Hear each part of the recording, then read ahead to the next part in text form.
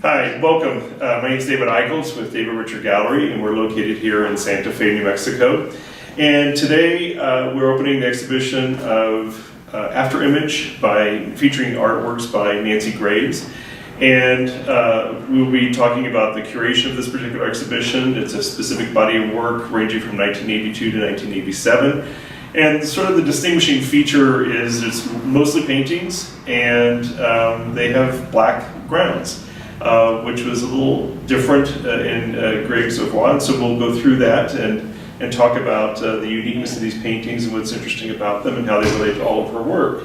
And joining me today, though, to do that are two scholars who worked with and know a great deal about Nancy Graves. And to my right is Christina Hunter, and she's the director of the Nancy Graves Foundation located in New York City. And also joining us is Cassandra Lozano, and she is with Mitchell, Innes, and Nash and is responsible for Artist Estates. So she and Christina work very closely together, and I, in turn, work very closely with them in regards to Nancy Graves' work. And so we've had a really great time this summer getting to know each other, and really, for me, to get more acquainted with Nancy Graves' work and the depth and range in her work. And I must say it's extraordinary and very interesting. And I think that's the really interesting thing that we always find ourselves talking about when we get together is just, first of all, how spectacular the work is, but also her range. And that becomes really important. I mean, range in terms of both content and also the imagery and color palette, but also the variety of medium that she explores. And that actually becomes a key component. And you touched upon that for our gallery, for the exhibition catalog. Christina did a really nice introduction, and that kind of reminded me again of this segue from her 70s work into the 80s work. So this is really kind of interesting, and you talk about sort of how she derived the elements and components she used in the 70s, and then how they sort of get recycled and edited and permuted and reincorporated into a number of the works that we're going to be looking at today. Exactly, yeah. So what we're going to do is we're going to do a walk and talk, and we're going to take you through this exhibition because there's a really wonderful range of paintings here. Yeah. And what I'd like to do is go ahead and let Christina sort of take the lead on, because she's been doing the scholarship for so many years on Nancy's work and written about her extensively. And so we're going to let Christina take the lead on sort of how we want to approach each of these works. And Cassandra and I will sort of augment, ask questions, and go from there. But we really want to take advantage of the fact that you came all the way out here to Santa Fe, which is really wonderful. Great pleasure. And so we really want to take advantage of you being here today. Right. Well, thank you very much for that nice introduction, and we're really, really pleased, I think, speaking for both of us, that this body of work and that Graves' work is being shown here in the West and is kind of being reintroduced to a completely new audience. Mm-hmm. And what's also fantastic is the specific selection of these works on a black ground. I mean, these are works that she did work with black and with very dark grounds in her sculpture, her prints to a great extent, as well as in her paintings over a long period of time. But this exhibition is really the first time that all of the black ground works, or a selection of the black ground works, is being shown together. Mm-hmm. And that I really have to say and give credit to Cassandra Lozano, because that was really your vision, and you really had an impression that these would provide an extraordinary kind of coherent way of approaching her work from this decade of the 1980s. But also, I think, too, what I like about this work is, because Cassandra had sort of gone through, she's been working with the foundation to compartmentalize a couple of different bodies of work as sort of discrete sort of bodies of work. But what struck me about this body of work was that actually was the ideal entry point, I think, for us into Graves' work, because it embodies so many different components: painting, lithography, sculpture, and performance. Exactly. And so I think it was the perfect combination, or the perfect presentation for us, I think, to begin working with her, because now we can go in different directions and this becomes our reference. And I think the other reason that these works are so effective to introduce her work is because of their sheer drama. Yeah. I mean, she had worked in color, she had worked in black and white, but to work with these very, very high keyed colors. She's now a mature artist who's recognized worldwide, has had a number of exhibitions, is fully integrated. She's very, very well set up in terms of working with specific printers in the US, in Europe, with her metal workers and her bronze casting, and she has just mastered a range of materials and is completely at ease. And in a sense, you can say that the work from the 1980s, and this work in particular, she's much freer in her use of these incredible broad gestures. And she's also absolutely competent in the way that she is layering. She has this incredible visual density, or so much visual data compressed and layered one on top of the other in all of this work, which of course she had been doing in the 1970s. I mean, she created a number of works that have been widely published called, variability and repetition of variable forms, repetition and variability of similar forms, repetition, and so she was very, very interested in this idea of developing kind of a set visual vocabulary and then taking those components, scaling them up, scaling them down. If you take the idea of a head, for example, doing a head in painting, doing the head in bronze, showing the head upside down, right side up, fragmented, doing it in painted bronze, casting it in resin. So she's got her kind of musical vocabulary, like almost a set of musical notes. And she is just able, especially at this time, to compose in an absolutely free way and with complete mastery. I think that's why something that could be absolutely chaotic ends up instead being very, very visually exciting and incredibly stimulating. And the work just rewards in lengthy looking. I mean, it's just very rewarding. You look, oh, and there's a line, and there's this brush stroke, and where's this brush stroke going? Is it a figure? Is it a ground? What's the foreground? What's the background? Is this transparent? Is it solid? Is the black a velvety surface? Is it empty space? Is it the depth of the cosmos? And then you think, oh, she was doing theatrical work at the time. She was very, very familiar with the theater. And the whole idea of the dark box of the theater that you insert your elements in and that you have the dramatic lighting for. I mean, that was certainly in this particular era in her career but something that she focused on a lot. It was a great kind of underlying influence for this work. But also at a certain point, because of her earlier sculpture work, it's her sculpture you walk around, you feel differently. With the paintings, she's starting to have you include you more, the scale. All of a sudden, you can walk into this painting. Right. You can, with the works we'll see later, there's a 2D object that comes off, and it's grabbing you. It's making you come into the picture. It's making you be more physical, more emotional. And there's this emotion to all these black works, which you wouldn't think, black ground works, which you wouldn't think are there, but they're there. I mean, the first time I saw them, I just had this impression, like, it took my breath away because they felt very emotional. You could feel her energy, you could feel her inspirations, you could feel how she's applying the paint, like with these great gestures of paint, where she's possibly doing it out of the tube, or this wonderful brush stroke. You feel it would be like a dancer, where she's dancing and with this giant brush stroke going Well, this across. was a risky moment when she did this, because it was either going to make it or kill it. Exactly. So, but that was... Can't erase it. Don't go back on that one. But I think this one also, this particular painting, while we're standing in front of it, because you already talked about it, was her work in theater and stage. And we'll get to it later, the choreography. She did the sets and the costuming for Trisha Brown's Lateral Pass in 1985. This is extremely evocative of a lot of those images of that set. And what's interesting too is these very bold, very strong kind of vibrational colors. Yes.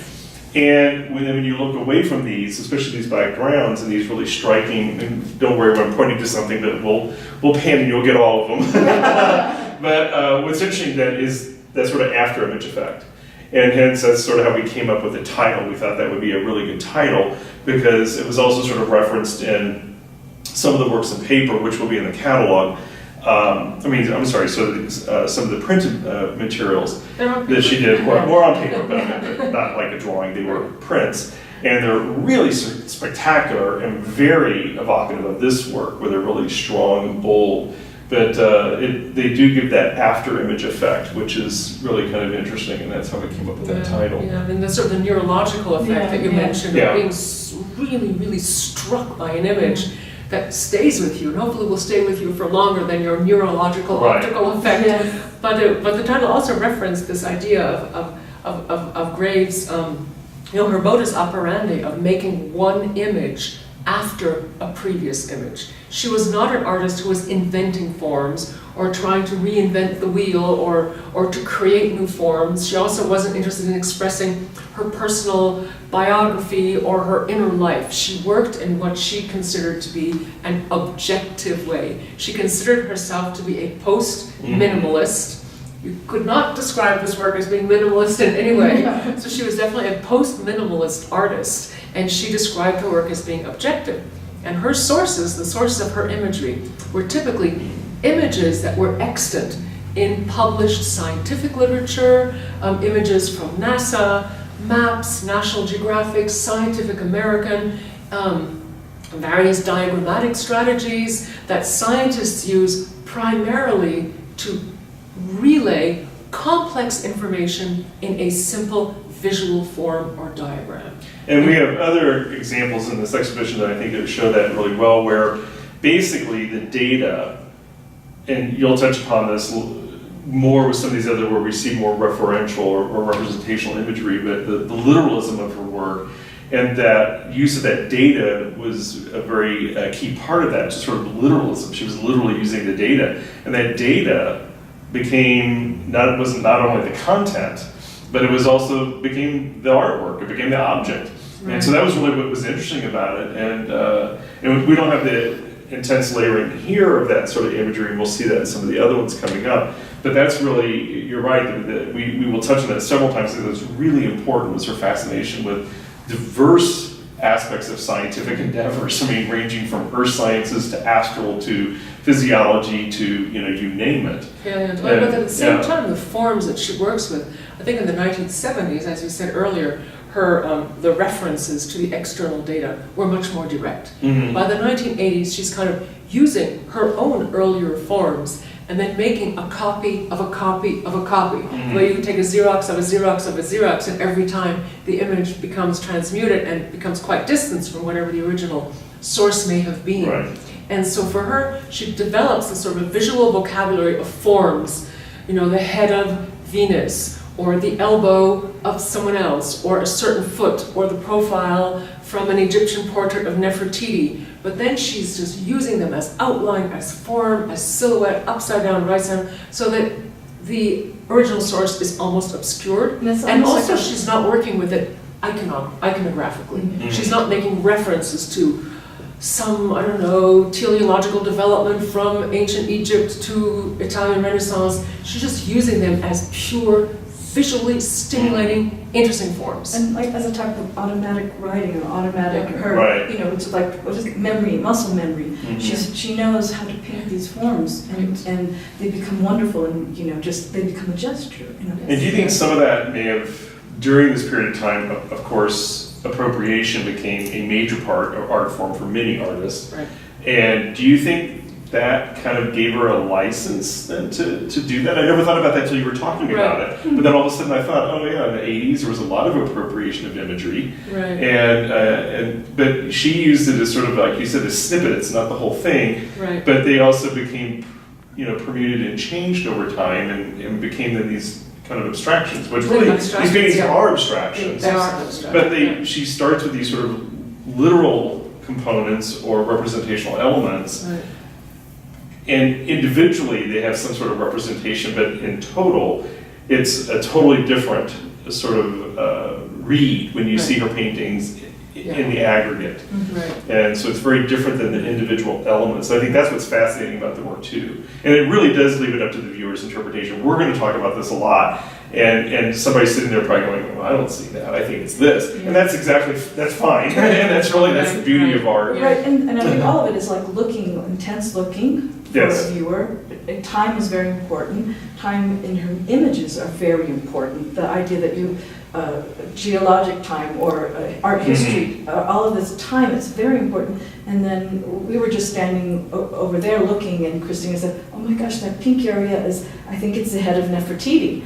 And all of a sudden, you know, you need to, she's very familiar with the work, and she's been looking at it for many years, and all of a sudden, you see something different. See something different. Yeah. And it's like, that's a wonderful thing that hopefully Nancy Graves makes you want to.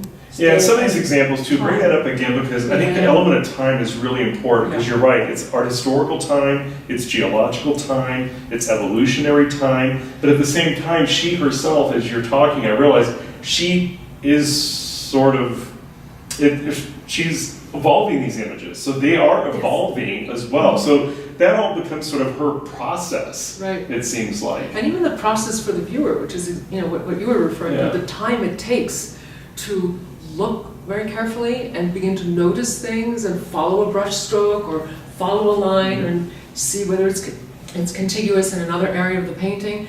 Very early in her career, in the 1970s work that she was making, she had made a work made of a number of 36 camel legs, for example, on a base, all standing up kind of like zigzaggy kind of columns. Right. And she used specific numbers like 36 because you cannot take them in at a glance. You cannot see 36 items and say, oh, those are 36 items. And she also had her sculptures, you had to walk around them. And she was very influenced by Ehrenzweig's ideas. Anton Ehrenzweig, who was a perceptual psychologist out of Berkeley in the 1960s. You know, segments of her work, of his work, were important to her. This whole idea of the time it takes to perceive and walk around and take in and create your own image based on your perception and your body height, and you know, to create a work. And she's now kind of, in a way, translated that into her work in painting. This notion, you know, of time, which is also related to dance. So don't forget motion. I want you to mention motion, you know, which gets us into this idea of dance, because a dance performance also takes place over a period of time. Right. And the set that, you know, maybe we should talk about that here, because I think this painting relates most closely to the set of that she did for Trisha Brown's lateral pass piece, where you had a very deep stage, and then Graves used you know, aluminum, square aluminum, sort of extruded aluminum posts or tubing. I mean, they weren't round, they were square, hollow.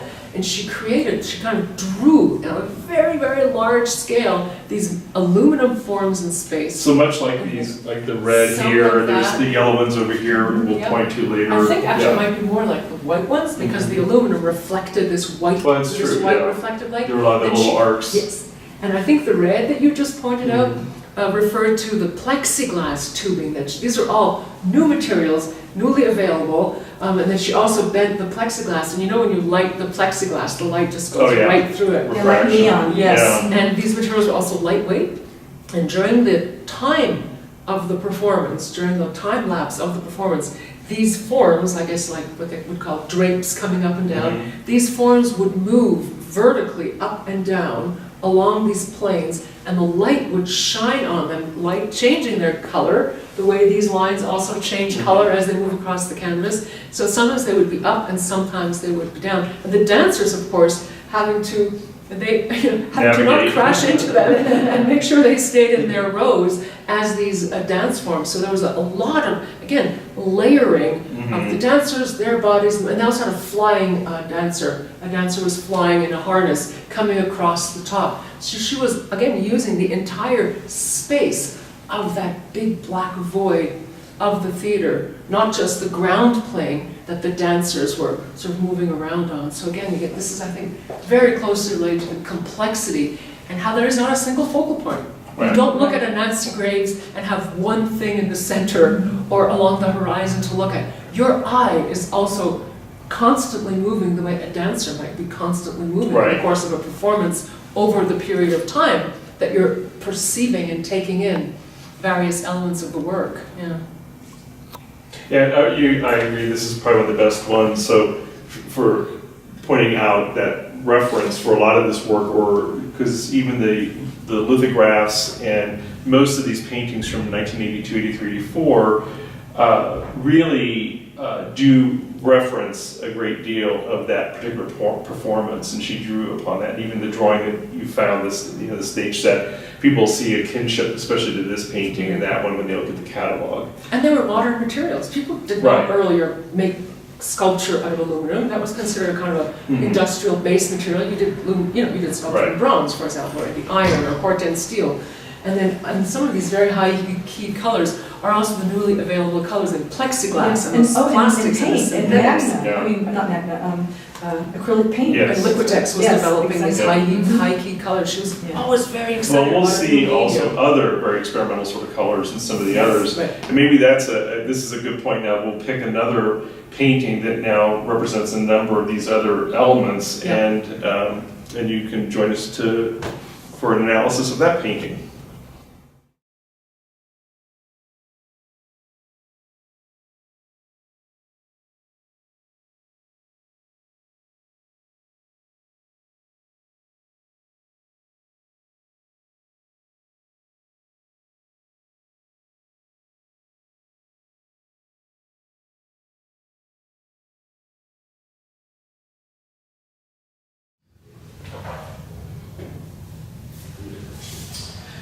So we're back now in front of another painting a little bit later, and the one that we were standing in before, I apologize, we should have mentioned, was it's called Klin. And do you remember the year of that one? It's like, Klin is, I think, 84. Yeah, 1983, 4, something like that. And this one is Villainous Situation, which is 1989. So this is sort of on the other end. And curatorially, the way we've laid this show out, and we'll present it in the catalog as well that way, is most of those that do not have any sort of sculptural elements are in the other room, with one particular sculpture called Ciliate, which we will take an image of for you in a little bit here. Those were all from the early 80s. And then the paintings back here are from mostly 89, and the prints were from 1987. And so, as you can see through this decade, when you look at this work in the catalog, and then after this, and kind of step back and think about it, you'll realize there was sort of a progression of work from just pure paintings to paintings plus sculpture. Now, to continue though, where we were discussing with Klin, in Villainous Situation, if you recall, we were talking about new materials and her love of working with new materials and paints and all sorts of paints. And so what I'd like is for Christina and Cassandra to talk about a couple of things that are really interesting about this painting that point out a lot of things. And one is the fluorescent paint, the use of metallic paints, and now you're seeing some representational elements, and we're seeing these sculptural appendages which come out from the painting and are part of the painting. So, Cassandra, Christina? Yeah, again, the idea of time. It takes you time to look at this work. It draws you in. You have the new materials. You automatically focus on the fluorescent paint, these beautiful gestures. This right here, what is this? All of a sudden you realize, oh, it's a wave. It's like a Japanese wave. You start discovering the koi, the possibly Peruvian, ceramics here. There's this maybe an Indonesian shadow puppet. She's traveling a lot. She's using all of the things she sees, her love of science, her love of just in general travel, because we quickly read something and reached, like, at this time in the 80s, she's traveled to Peru, Egypt. And so she's layering time, impressions, again, her vocabulary, this wave, which we'll see in many other places, the koi. I'm flabbergasted, it's so beautiful. But what's interesting is that she's not trying to set up an iconography of, highlights of world culture. I mean, she's really focusing on certain, the koi fish, it's a goldfish, it's a carp, it's fairly common. It has some symbolic value as a fish representing maybe perseverance or, strength, that they can jump up waterfalls the way our salmon do or whatnot. It's an important symbol of birth and renewal and strength. But what's interesting for her is probably not all of that.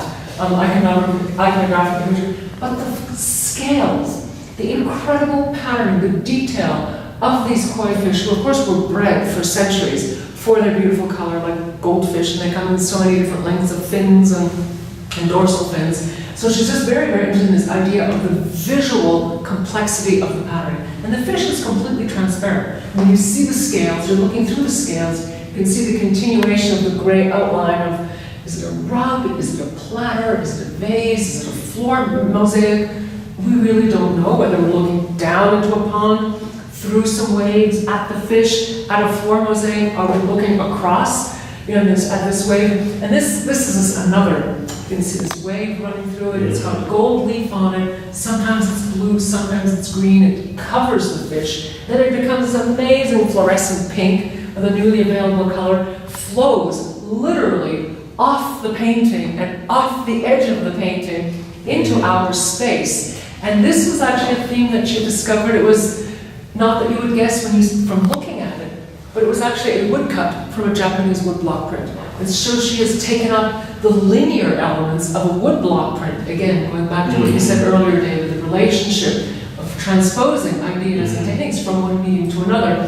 And she's created this linear the way she has with this piece of anodized aluminum that she has dyed with these really, really high-keyed aniline dyes. Over the surface of the aluminum as well is lightweight, it's very transparent. You're also looking through the wave, which may be water, and maybe the transparency of the wave allows you to look through the water. Again, the layering of not just iconographic symbols, but the layering of visual experiences, as Cassandra said, and you gradually work your way in and then back out of the painting. Well, what's interesting too is the fish, much of its body is sort of like camouflaged. And so the fact that you can sort of see through it and things layered over it, but they also, it's this wonderful sort of curve, this very gentle sort of curve. But what's great too is the fin. So the fin back here, the tail fin, echoes these waves and the whisker fins, and just everything. But what's interesting is these whiskers and the eyes are very prevalent, these lustrous sort of lips. And so in a way, it's almost like also borrowing a little bit from pop art. Oh, maybe. Yeah. It's a little bit just this flatness, and it's just, exactly what it is when you see it. It's like really strange. There's a graphic quality to it. Yeah. And so she's really conflating so many different things in art, and again, different time periods. And different sort of techniques and tools that many of her colleagues, I'm sure she knew Warhol and a lot of these other people, that they were deploying singularly, but she's deploying them in the aggregate, and getting a totally different effect. Right. But it's again that power of just that color and that sort of iconographic sort of these whiskers, and then when you see the eye, you put it together, you're like, oh, it's a fish. That incredible scumbled pink paint, that gestural quality, and it's not quite the free gesture we saw earlier, but it's this wonderful cloudy, I think you referred to it yesterday as Pepto-Bismol paint. Yes, Pepto-Bismol paint. I mean, everyone gets that image. But what's nice here too is with the orange, that dichroic combination, so you get that vibration. So she really understood color interaction, how to really make something very simple pop. Right. It just really came right out at you. So nothing gets lost. And I think we'll get into more of that about how, we were talking about this yesterday, is how color became important, because that's one thing when you look at her work initially, you're just like going, wow, there's a lot of color here. And, but I love color, and I love lime green in particular. But anyway, what's interesting is how she deployed color to allow her to do all these layers and depths. But because she understood color and how we perceive color, she really understood how to leverage and play off of those layers and how to juxtapose those so they stood out. Even though there's a lot going on, they had some distinction because, again, she understood the formal properties as well as her aesthetic and other qualities she was trying to do. So a lot of thinking goes into these. I mean, it's just that they seem spontaneous, but you can tell there's just a ton of thinking them through, in terms of how to make this all work, because they don't come across as, chaotic. I mean, there's a lot going on, but you can read them. I mean, you can really engage in them. There's so many points of entry because of all of this, Right. you know, where I think somebody can pick up on something. Yesterday you talked about sound, and I hadn't thought about them, the works in that way. Can you speak a little bit more about Well, sound waves, it seems like, and particularly this other one we're going to get to, when it started was when you noticed the ear, the protruding ear on that one. And then I realized, oh, those could be sound waves. But again, it's just her passion for technology and science. Who knows where she's really borrowing from a lot of times, but you can almost bet anymore, I'm beginning to realize, there is either a physiological, geological, or scientific link Right. to every image. And something I think that would be important to add to that as well, and it alludes to what you were saying earlier about the influence of maybe postmodernism. I mean, Nancy Graves, as you'll read in the biography, and you have that laid out in the press release as well, I mean, she lived in Soho. She was absolutely embedded with all of the avant-garde movements in painting, in sculpture. She counted all of these artists, you know, as among her friends that she went to all of the exhibitions. She was absolutely knowledgeable about, you know, postmodernism, about, you know, she grew out of conceptual art to a great extent. She rejected pop art for the most part. I mean, with all of the imagery that she is working with, you know, from paleontology all the way to outer space, commercial culture, pop culture is not, and you know, commercially produced goods. Those are not part of the repertoire that she's interested in at all. Although, as you said, she may be treating them in ways that are inflected or informed by pop art, because she absolutely knew what was going on in the artist studios almost before it was being presented in the galleries. She's absolutely informed, not just about past art history, but about what was going on, you know, in New York. And of course, she traveled, you know, to Europe and to Italy and to France, and you know, was very aware of all of the art movements and exhibitions. Right, and I don't think you could, at that point in time in New York, not avoid entirely, you know, pop and things were happening between just between Liechtenstein and Warhol and just And the brushstrokes. And so, oh, that's so interesting, because Liechtenstein was doing graphic brushstrokes at the same time in the 80s. He actually called them cartoon brushstrokes, and he was even doing scumbling type of brushstrokes as well. He had very geometric ones, and he had ones that were just like the first one in Clinton, like that, where he literally just took a giant rag and, you know, scratched it across the surface. That's really an interesting connection, because I mean, she's like, yeah. I mean, she couldn't not avoid it, you know. I mean, it was everywhere you went, you know, Castelli, you know, whatever gallery you went to. And so, no, I think that was the fascinating thing, I think, back then. And also that community, it was Soho, that intensity of everybody kind of being there and having so much dialogue, but also competition.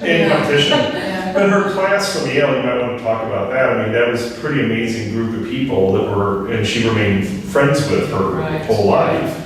You know, Chuck Close and other figurative painters and people who came out of that. Janet Fish was very and high-keyed in her color. High-keyed and very optical. And very illusory sort of effects. And so, but anyway, it's a very interesting class at Yale that she was with. And that's also, we've made references to color and color interaction, things like that. That's also, in the 60s, she studied with Joseph Albers in his famous course on color interaction. So it's interesting that she did sort of revisit that 20 years later in the 80s. And we see that more obviously deployed here because we're talking about that contrast with black, it seems like. But the color was pervasive in her work throughout her whole career, and even in her sculpture. Yeah, and I think underlying, even further back than Albers, was her great love of Matisse. I mean, Henri Matisse is the artist that, you know, among the historians, among the artists that was very, very, very important to her. I mean, it's also really interesting. I mean, Graves for a very long time was known as a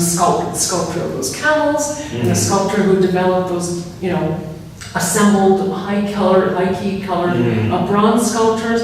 But her MFA was in painting. She studied painting as a student. And then once she graduated, she was awarded a Fulbright Fellowship to go to Europe, specifically to Paris, to study Matisse's paintings.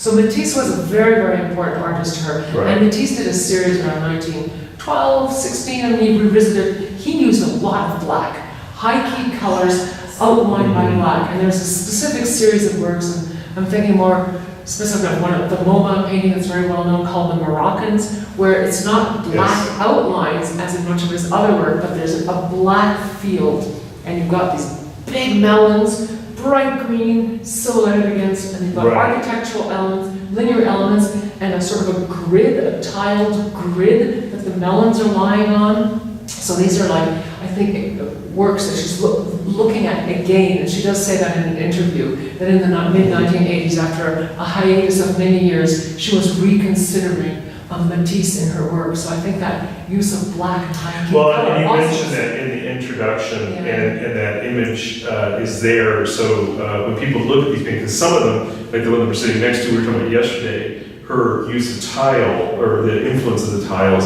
you see that also in some of these paintings because they create a backdrop and a segue, but also another color opportunity, it seems like. So she uses it compositionally a lot of different ways, it seems like. And they tie together, you know, some of the other biological elements too, that, you know, we will see in some of these other works. So we'll move on to one of these other paintings then.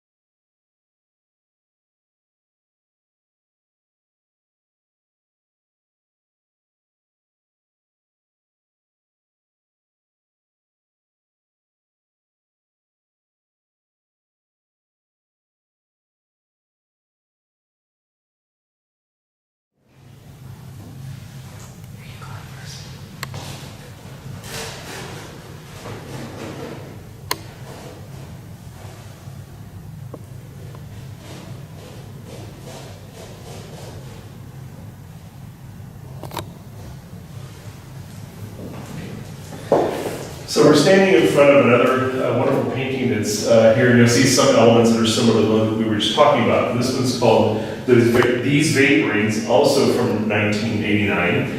And there's just a number of interesting points in this one. So should we start by pointing out some of the elements? Yeah, so go ahead. You can look at them when you're, yourselves. Because there's a lot of interesting things. There's the sculptural pieces and then the elements in the painting. So go ahead. Right, well, I guess if we start from the outermost line, you can see that there's an eye. You can see the pupil right here. There's an eye.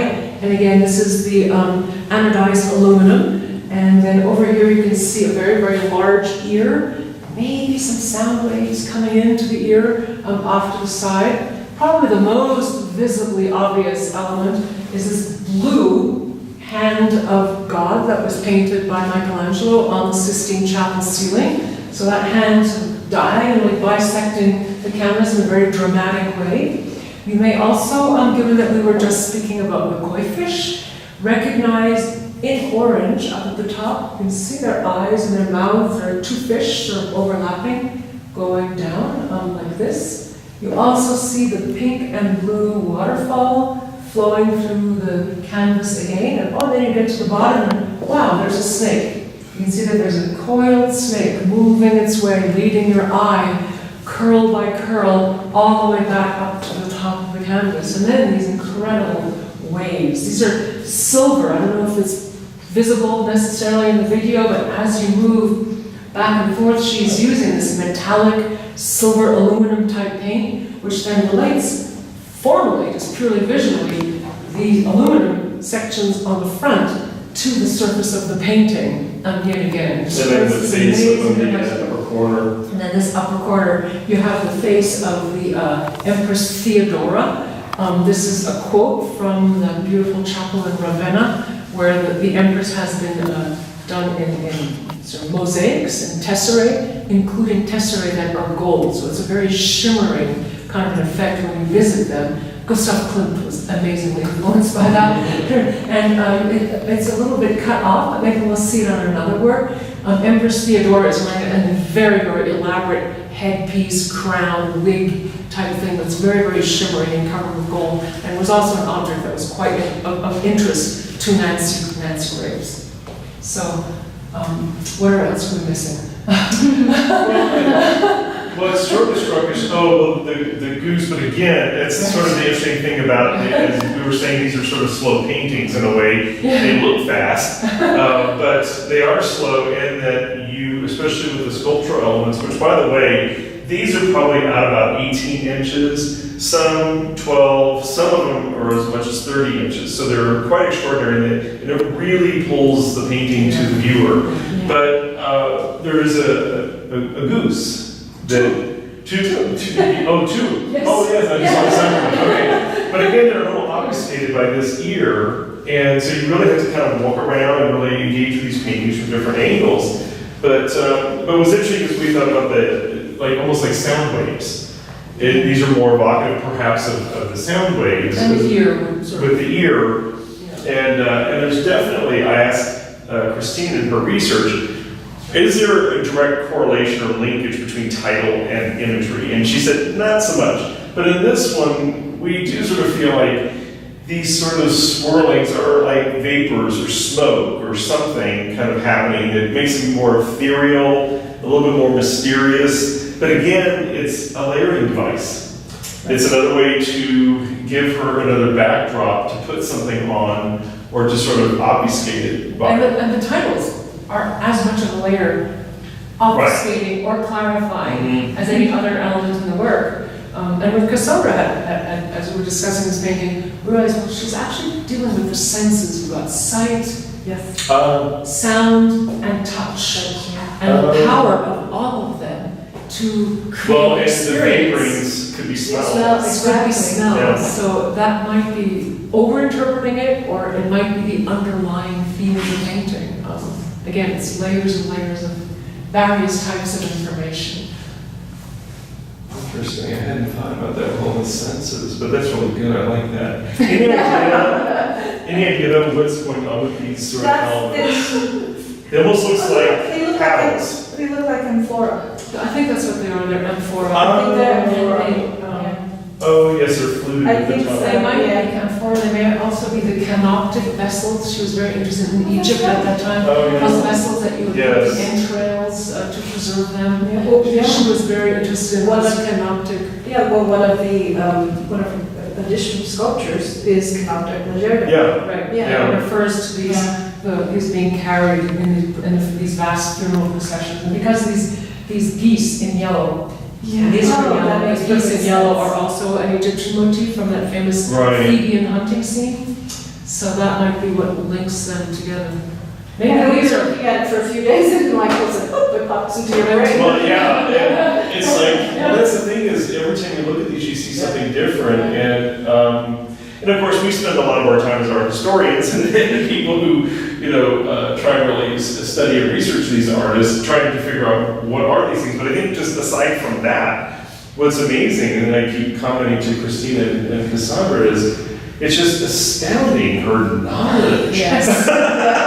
And how she pulls all this stuff together, it's just bizarre. And it's just phenomenal. And work could easily, this is a really important point, work could easily just be this ossified show off of look how smart I am. But what's amazing about, and of course if you know those things, if you have an art historical background, it adds to some of the excitement of the work. Right. All of the motifs that she's working on, she's very clear about this in her writings.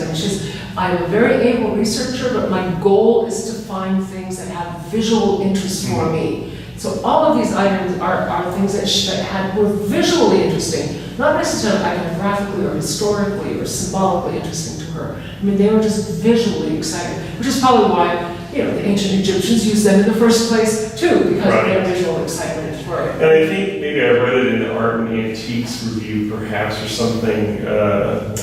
Some of the research I was doing just recently on it, where she made it really clear. I love science and the data, and like you said, what triggered me to remember this was she says I can do the research, but first and foremost, the aesthetic and visual is the most important. Right. And she also says as soon as she's done the research, she forgets it and just moves on. Moves Once on she to the has next the form is what continues to develop. Once she Oh, has that's done really, NASA that's a key and point, Mars. because we mentioned this when we were talking earlier, is how she recycles things. Yeah. So it doesn't really matter conceptually or intellectually where it came from. Right. All she knows is, I like that thing, and it's gonna come up here, like the And I will fish. continue to draw. Yeah, the yes. fish is the recurring Yes. theme, the koi. Right. And I'll make the fish in aluminum, I'll make the fish in bronze, I'll make Right. the fish in resin, I'll make it in painting, I'll gold leaf it, I'll transparentize it, I'll, fluorescize it. Those aren't actually words, but she's doing it so quickly, that she's just boom, boom, boom, boom, boom, and it's exciting. She's like, oh, there's Nefertiti again. I hadn't seen her, right? Well, and I think it's really prevalent too in her sculptures, and this would be a fun thing for people to go back after this discussion, if you're interested in Nancy's work, to go on her website, our website, or wherever, and just take a look at the work, and you'll see those sculptures, because a lot of times she would have an element. Opal showed it silly. It was basically the coffee bean pot. And so she would find something like that. You guys did her writing, she would cast it in multiple ways, and not necessarily for anything immediately, but it was there as inventory, and as she needed that aesthetically, then that's what she would draw upon. And I think that's sort of the interesting thing. So a lot of times there may not be direct relationships with things. Like here, this sort of deconvoluting we just did here, where you guys, when you said the amphors, you made these connections between the geese and the amphors. That was probably purposeful, but a lot of these, like she had mentioned herself in her own writings, it's all about the aesthetics. It's what worked as an element in the composition and in the color. Again, like Faubus and other artists, the exact color wasn't as important as the right color. And so I think that's what was sort of interesting. We see that here, like obviously the hand's not blue, but that's a pretty high impact hand. Yes. And it becomes a real focal point. And it's also an incredible cliche. It's an incredible cliche. But I think because she was so incredibly intelligent and so well researched and also amazingly rigorous, that's what makes these potentially chaotic, random looking things cohere the way that they do visually. Yeah. And it makes them so interesting because underlying it all there is incredible rigor. Should we take a look at ciliate? Okay.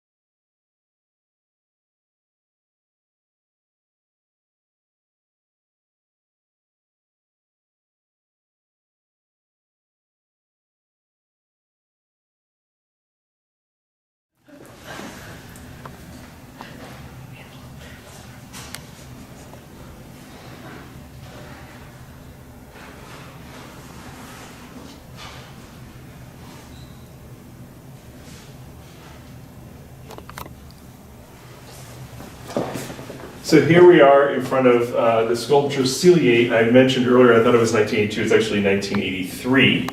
And this is sort of a classic grave sculpture. And we wanted to include a sculptural element in this exhibition. And it's distant from those paintings that we were just talking about.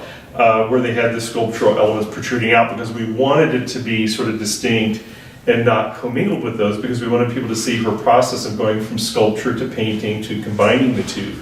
So in terms of the way the show's laid out, that's the impression we wanted the audience to be left with. But what we're going to do is have Christina and now Cassandra. This was, in fact, was in Christina's office for the longest time, and we looked at this all summer. And Cassandra suggested, she goes, I think that sculpture would really look good in this show. Would you like it? And I said, I love that. And Christina, and then we'll talk about it, and you'll understand why we liked it so much. In fact, Cassandra just discovered something new today. Yes. After looking at it all summer, she hadn't seen. Yeah, I discovered this wonderful crayfish there. I've seen it over and over again, and again, there's this discovery, that keeps happening with seeing her work, and also like this, the idea of chance, and so. Nancy Graves had a studio at Talix Foundry, which is a foundry that many artists work with, including Roy Lichtenstein and a number of artists. And she would find something that she would like, these catalpa beans. Catalpa beans. She'd find the pods, she would get them to cast them in wax, and she'd say, make me 10 of them. And she would have her vocabulary. And then can you tell a bit about the chance of the spill? Yeah, I guess I can talk about the spill. What this main central element is in the piece. Well, just in case you're seeing it from a distance, these are the catalpa beans. I think the ciliate title refers to the idea of the cilio, the little hairs, yes, kind of sticking out, but it also adds to this overall kind of expansive, explosive compositional effect that we've seen in some of her other work, and that they take up a lot of space. And then down here forming the base on one side, you've got these wooden, they would originally have been wooden Chinese cooking tongs. And then down the rest of the base, sort of this zigzaggy foam insulating material. But the main segment is really just detritus. It's from the process, she says, really thinking through and engaging with, bronze casting that she taught herself in situ as she was making her work, beginning in 1979.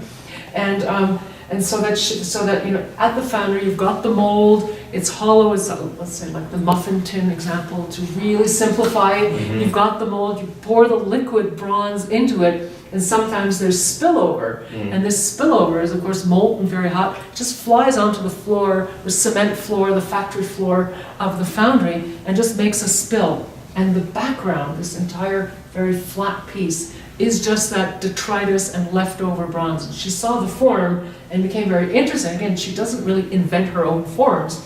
She's using things that exist. Mm-hmm. Whether it's a found, bean that she's walking down the street, oh, this is an interesting thing, or this little crayfish, she found this also as an object. And what's so interesting is that, you described your process of discovering these crayfish. She's very, very clear in her sculpture about using paint to obfuscate the form, so that the paint becomes a layer. So you go, the cute little bronze bean, and the cute little bronze this, and then the fruit or the flower or this and that. She's then sort of not necessarily unifying them, but adding another veil of information. And this is particularly interesting because the spill, obviously, you're looking down. It's like looking down again, looking through the water, looking down at the koi, looking... we think of looking up at outer space, but all of that satellite imagery, those satellites are basically filming by looking down at the planet. And so this spill is also looking down, and then the paint that she's applied, she has poured down the way that Jackson Pollock is also pouring the skeins of paint, so that the process and the directionality, that kind of dynamic movement is again really key to this piece, and I think makes it so exciting. Yeah, and I think you've raised as a sort of interesting point too, that a lot of Graves, because her work is interesting, she's interested in geology and landscape and earth elements and earth sciences, but virtually none of it is done in a traditional landscape, which is sort of a horizontal and with a horizon line. And instead, it's this tops-down view. It's this there's depth either way, traditional sort of atmospheric depth, or you have this sort of, altitude depth or Or ocean bathymetric depth. depth, Yeah, yes. bathymetric depth. And so it's sort of interesting. She's just sort of looking at it from a totally different angle. Right. And so again, it creates this opportunity for abstraction out of something that's very representational or very literal. Yes. But the other thing you failed to mention is, since you're in New Mexico, this is a jackalope. Yes. That's exactly what it looks like to us. It's absolutely A jackalope. mythical creature, but with really large ears. But it's also David Smith's Australia. Oh, yes. Yes, I mean, I don't know if we can find an image of that. David Smith, who was so important to her, doing those drawings in space. He did that, which is the Australian rabbits, those massive rabbits that invade all of Right. Australia. So it's probably the equivalent to, But again, but it's the movement, it's the dance. It's Exactly. It's the idea of also defying gravity, that jumping and hopping, and that's so key to so much of her sculpture. But I think this is it's a really good piece to kind of work with these other pieces, because it does have this layering, it has this complexity, it has all these sort of seemingly disparate elements, but it comes together in a very unified sort of way. And I think for people who look at the catalog or hopefully can come see the exhibition in person, because her work is just stunning in person, and I really would encourage people to try and see some of her work in person. And it's peppered around in New York in different places, and you can always look at the Grace Foundation website to see where some of these things are in public view. But you really should take a look. And we have just such a nice range of these paintings here, ranging from very small, like 30 by 24 inches, to the one that's 8 by 8, and there's another one that's like almost 9 by 6 back at the warehouse. But it's a very nice selection, and I think it's a really nice combination of works that really help you really understand this sort of 80s sort of was a transitional period, I guess, for her. But it's In a the way. key issues that she was interested in exploring Yeah. in her work throughout her entire ultra-brief career. So any parting comments or things you'd like to say? Well, just visually enjoy it. I mean, Yes. people should just visually Yes. explore and enjoy and just engage with it, and they will be richly rewarded. Oh, yeah. So you can see it again here at David Richard Gallery. We're located in New Mexico in Santa Fe, and our street address is 1570 Pacheco Street, Suite A1. And the website is davidrichardgallery.com. And this particular exhibition is After Image and Nancy Graves, and it'll be on exhibition through November 11th here at the gallery. So check out the catalog, listen to the video, or give us a call, or come in. We'd love to see you.